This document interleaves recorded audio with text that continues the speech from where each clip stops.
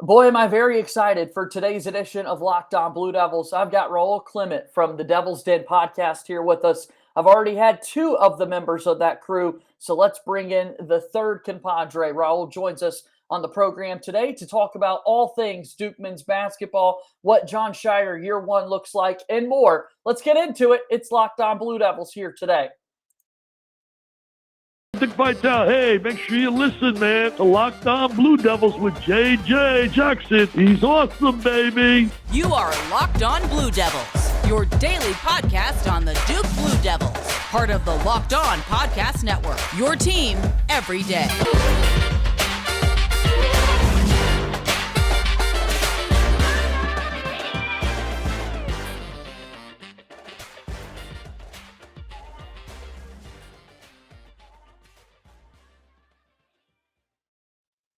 Hello, everybody, and welcome into another edition of the Locked On Blue Devils podcast. My name is JJ Jackson, your host of the show here. Follow our show on Twitter at LO_Blue Devils. I'm on Twitter at _JJ_Jackson_. If you are listening to our podcast, if you share it with your friends, that'd be amazing. If you're watching on YouTube, hi, hello, welcome. Excited that you're watching our program. Share that as well. Like this video. It helps so much. Leave a 5-star rating and review if you're listening on the podcast platform. It helps when you do things like that. On today's show, I'm very excited because Raul Clement joins me here on the program. We're set to talk about the Duke basketball offseason, year one, straight ahead for John Shire and the men's basketball team. Raul, the time is greatly appreciated. How you doing, my friend? Good. Like we were talking about off air, I just got back from a trip, so I'm tired, but I'll do my best. Yes, so I'm excited to catch up with you and kind of get a talk here, a conversation going about Duke men's basketball. I mentioned you're affiliated with the Devil's Den podcast here on the show. We've already had Shu, we've already had Josh Smith, and now you're the third compadre. You're the third guy that we need to get plugged in and that sort of thing. So I want to start there, Raul. How in the world did you get involved with this podcast? Well, I have been a Devil's Den poster off and on for years, going back Yeah, to probably the John Wall recruitment, I think is when I sure. joined. So that was what 2009 or something like that, Yeah. because he would have played in 2010. So that was back when they were on Scout, and then they moved to 247 Sports, and Josh kept regularly posting over there. And of course, the Devil's Den podcast had been run by Chris Bunn and John Watson and Adam Rowe previously. And it kind of fizzled out for various reasons in 2020, the pandemic Yeah. being one. And we just, we felt like there was a little void in our lives, as listeners. And clearly nobody else was going to take the podcast back up. So Josh suggested it to John and John Watson, that is, who runs the Devil's Den. And he was on board. So once we went through the hoops to get approval and all that, we were good to go. And it's been fun so far. And I mean, has Duke basketball been something that you've talked about for the majority of your life, Raul? Take me there. I mean, this has got to be something that you've been used to doing before, and now it's just like, all right, let's put a microphone in front and start recording. Yeah, well, Josh, Shu, and I, and a few other people have had an ongoing Facebook Messenger chat for maybe 12 years now or something crazy like that. Don't quote me on that, but since the early days of Facebook. So we talk about this stuff all the time off air, debating lineups and, who the best player is and all that kind of stuff. And going back before that, I've been a Duke fan since I moved to Durham, which would have been, late 86. So I didn't see the Johnny Dawkins team, but from then on, and, and I've just kind of done that same thing with various friends before Josh and Shu, just debating, the merits of certain teams and what lineup should be run and that kind of stuff. So, Well, this is a very interesting time for Duke men's basketball because we're going through the coaching transition. We're going to have John Shire taking over the program, and here we are in this offseason. Coach K's no longer there. We saw him a week ago on draft night. Paulo goes number one. ESPN plays the video of Coach K basically congratulating Paulo for that. But how weird has this offseason been for you, knowing that, hey, it's not going to be Mike Krzyzewski walking out in that first game of the season? Or do you think that feeling will more so set in once a game is being played? yeah, I don't think I've processed the reality of it. I think it'll take seeing Shire on the sidelines for sure. Um, It's nice that he has been such a big part of the program. That makes it feel like there's more continuity. If it was a coach from outside the Duke system or whatever, I think I would have felt the shock of it a little bit more. But, in ways it's bittersweet, but I think it was a good time for it to happen. So, Yeah, I mean, look, 42 years is a really long time for someone to be in a spot, and now for John Shire to step in. He's obviously had great success immediately on the recruiting trail. If you would, last year's team going into that final season for Coach K, the expectations that are so high for the Duke basketball program, I mean, it was pretty sensational that they were able to make that deep Final Four run. When you think back on what exactly that team was able to accomplish, like what are some of the highlights that stand out to you? well, I think a lot of people will have the memory of it tainted by the 2 UNC losses, but for Sure. me, when I look back at the season, especially the longer and longer we get, away from it, the better I feel about it. I mean, a Final Four run is nothing to sneeze at. Um, it's unfortunate that they didn't win, the ACC title game, but they did win the ACC regular season. It was nice to break that drought. That was a Yeah. 10-year drought or something, 12 years. Um and the Final Four run was a little bit unexpected for me. I didn't know what to think of that team. I thought they'd at least get to the Sweet 16, but, they hadn't lost a lot of games. They played well all year, but they'd been up and down, and some of the big moments kind of come up a little bit short. And so I didn't know if the pressure would get to them again. But then to see, Jeremy Roach kind of emerge in the tournament was really cool. And Paolo played sensationally well, probably his best basketball of the year. Mark was great.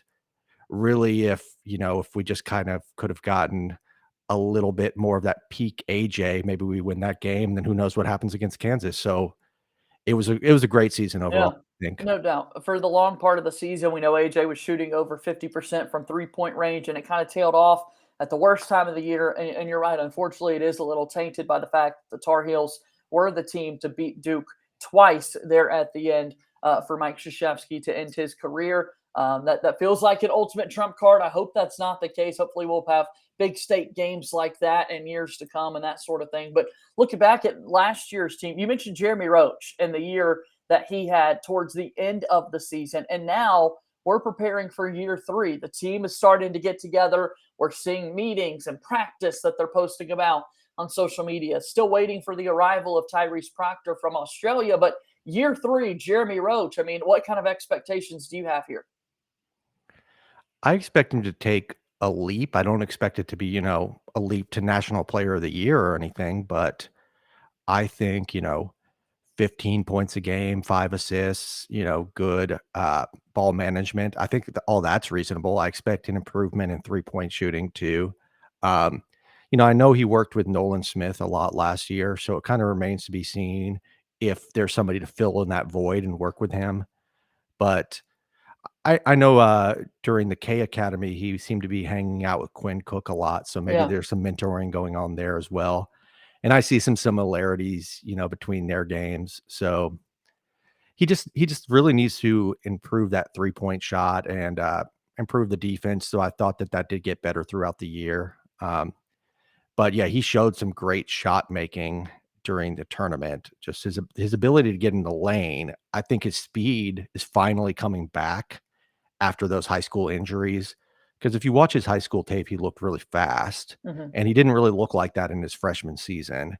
But there were some impressive bursts of speed he showed, and his rim finishing really seemed to improve in the tournament too. So I am optimistic.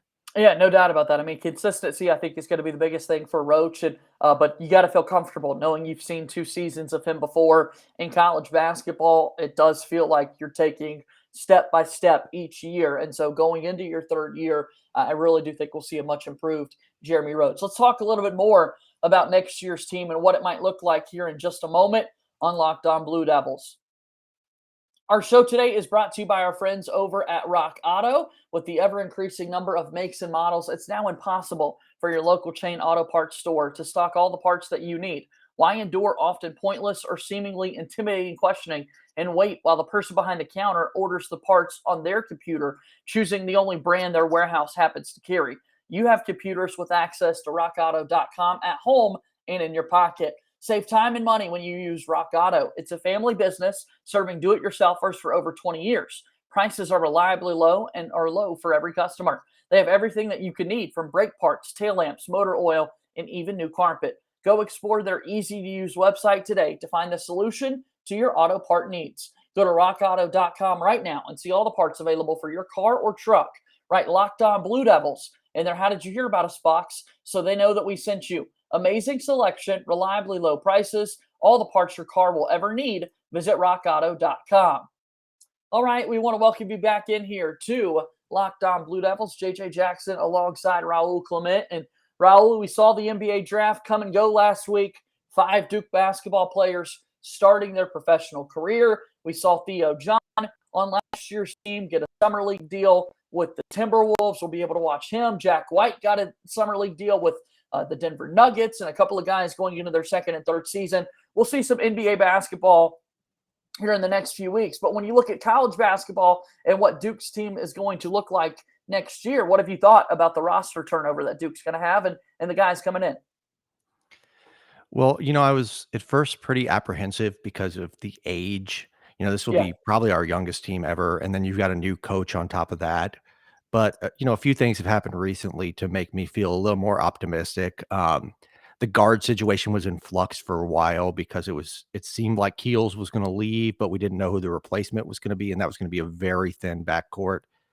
So to be able to add Proctor and even more specifically to add Grandinson at the last, Jacob Grandinson as the transfer at the last minute was huge for me.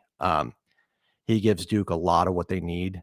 They needed shooting, depth, and experience, and he provides all those. So that one addition, as small as it might seem, what did he average? 9 points a game or something? right. I think it's going to be huge. He's also a good defender. So um, I think it'll allow Duke more lineup versatility, which is a big thing for me.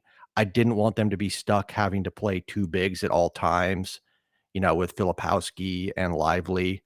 That lineup could work. I'm not saying it won't, but if you're just restricted to that, what if it's not working? Yeah.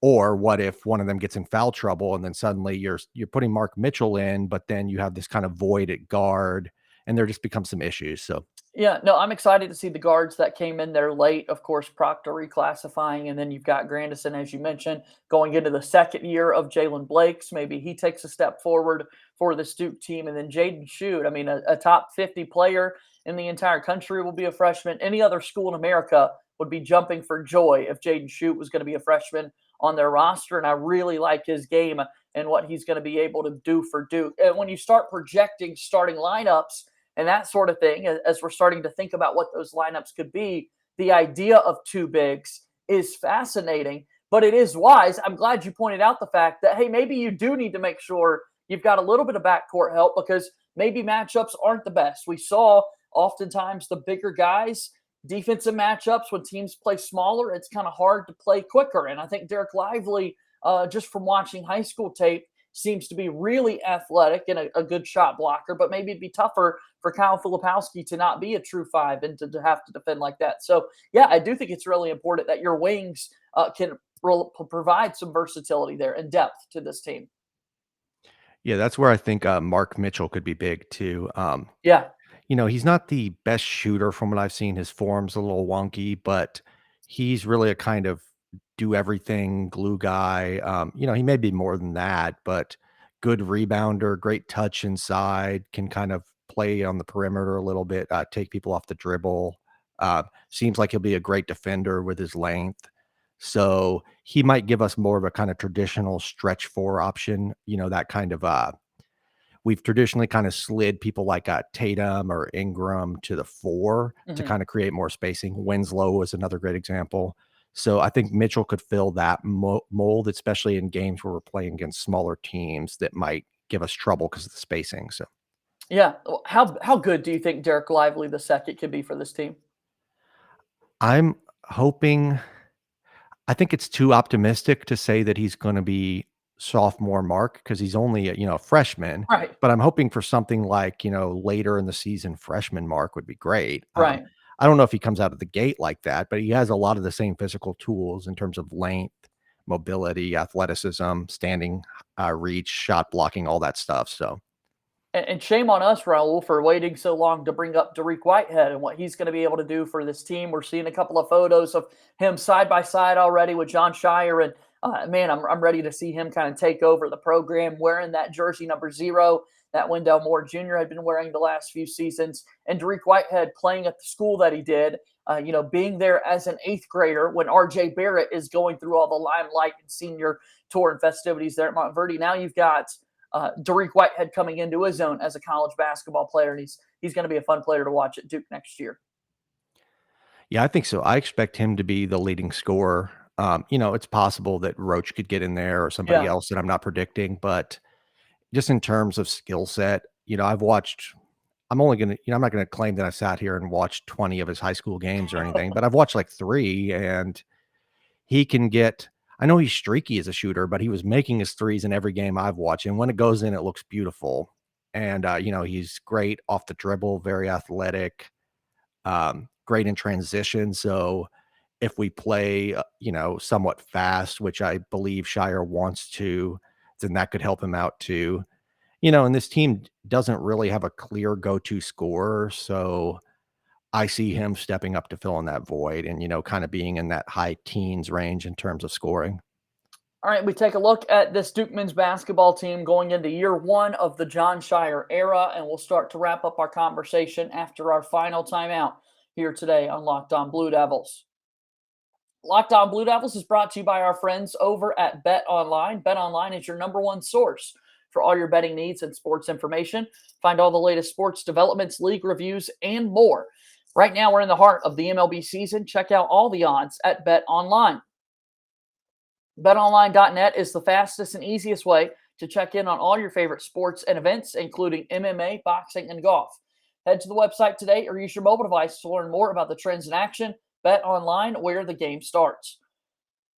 We want to welcome you back in here to today's edition of Locked On Blue Devils on this Thursday, June 30th. It's the last day of June, and I'm so excited to have Raul Clement from the Devil's Den podcast here with us today. The Devil's Den podcast is available wherever you get your podcasts.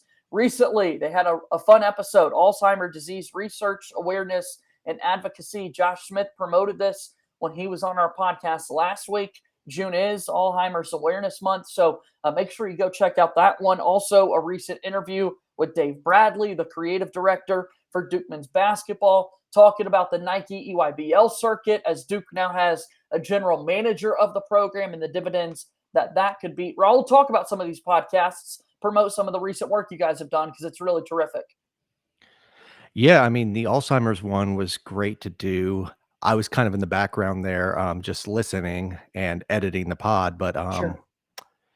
just listening to these experts and learning a lot of stuff that I didn't know.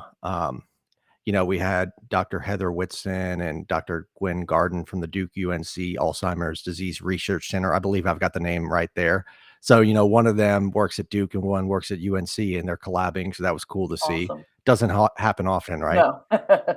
And then we had somebody from the Alzheimer's Association, kind of out of Washington. He's a Duke alum, but to hear about the national efforts going on as well, and to learn about some things that people could do in terms of helping to fundraise. Like there's a walk to end Alzheimer's this year, so all the relevant links are posted in the podcast description if you check out that podcast if people want to help out. Yeah. So great cause. A lot of people have had family members affected by it. So. No doubt. And then also I want to highlight the fact that on the podcast, you guys have done a good job talking about Rachel Baker, the newest hire for John Shire's staff.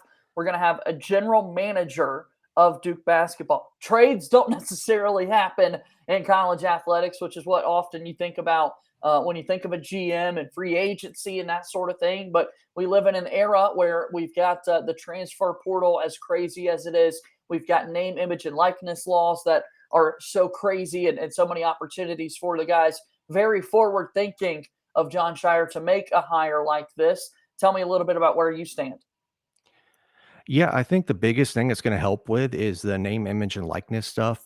I know that at the K Academy, I had a friend who was there, and Shire was, so I don't think any of this is secret, but Shire was saying that, he was still figuring out how to negotiate that because it's like, it's a completely new uncharted territory. He can't turn to Coach K for help. Sure. Right. K's never dealt with it. Right. So, to bring in somebody from the outside, obviously there's certain regulations you have to follow and the school can't directly promise anybody money or anything like that. But it's to have somebody there to guide the student athletes in their decision making, um, and to kind of show them what their options are, is going to be huge for Duke. I don't think Duke is going to go down the route that we've seen some of these other schools go down with just basically openly paying players through boosters. I don't think that's their style, but we still have to find a way to stay competitive, to be able to kind of plumb the transfer market Yeah. to the full extent. So, Yeah, and then not to mention the impact that it can have on your incoming freshmen and right. that sort of thing. As we start to look at the summer, it's obviously huge for Peach Jam and all of these Nike EYBL basketball events on the AAU circuits for players to get exposure, for coaches to be out on the road recruiting and that sort of thing. And so looking at the summer ahead and in a time where, okay, there's not that many not much news. We know what the roster is going to look like for Duke men's basketball this season. We'll certainly be following Summer League and how the former players are doing there at the next level. But in terms of recruiting and in terms of looking at future Duke rosters and that sort of thing, Raul, is there a topic or anything in particular in regards to Duke recruiting that really piques your interest? Um, Not particularly, but I will say one cool thing is that we've basically got, not only this class obviously wrapped up because they're coming in right now, Yeah, but the next class. And that's really unusual to have that done this early. Now, I think will add another big and maybe they'll add another guard now that Proctor has classed down. But apart from we could roll out that team in 2023, 2024 and be fine. yeah. So to have that done so early allows us to kind of, even branch out to 2024 and 2025. I've seen some offers go out already, and that seems like the distant future, but Yeah. it'll be here quickly. Talking about the Boozer twins and Cooper Yeah, Flag or some of those big I products there in love Cooper Flag. 2025. Yeah. Man, that guy is special to be that Mhm. young and to score the way he does at 6'8". Like, that would just be remarkable.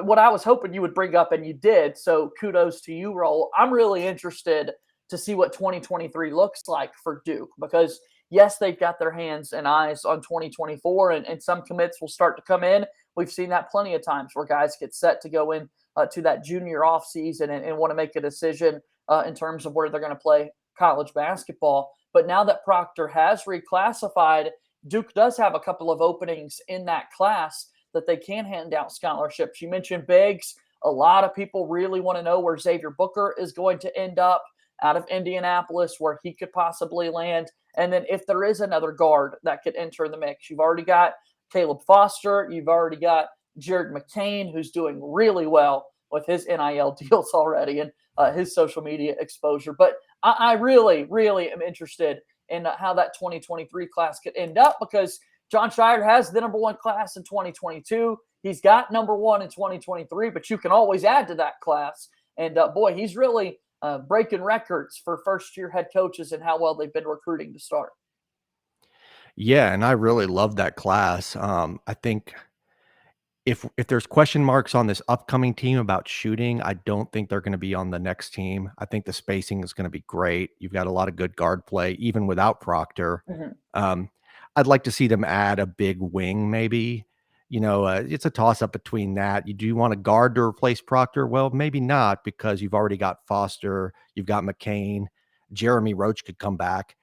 I know Proctor plans to be one and done supposedly, but who knows how that goes? He's young, Yeah. he's skinny, so I think they might be fine at guard, but I don't really see that kind of big Duke prototypical wing. So it'd be nice to get that in there too. And then we already mentioned the big thing, but that kind of depends on whether Lively I expect to be one and done, but Filipowski to me is a toss up. So Yeah. we'll kind of see how that goes. Yeah, we like to get ahead of ourselves in the Duke Yeah, basketball exactly. world, and it's like, Raul, if we're getting ahead of ourselves, I can only imagine the conversations the coaching staff is having when they're having to have these debates, like which scholarships go where when you start to look at what the teams could look like in the future and that sort of thing. And that is the beauty of the transfer portal. You mentioned some bigs coming in, somebody like Ryan Young, who's coming over from Northwestern. Power 5 basketball, not going to create many highlight plays or really move a lot of headlines or that sort of thing, but a really good piece to have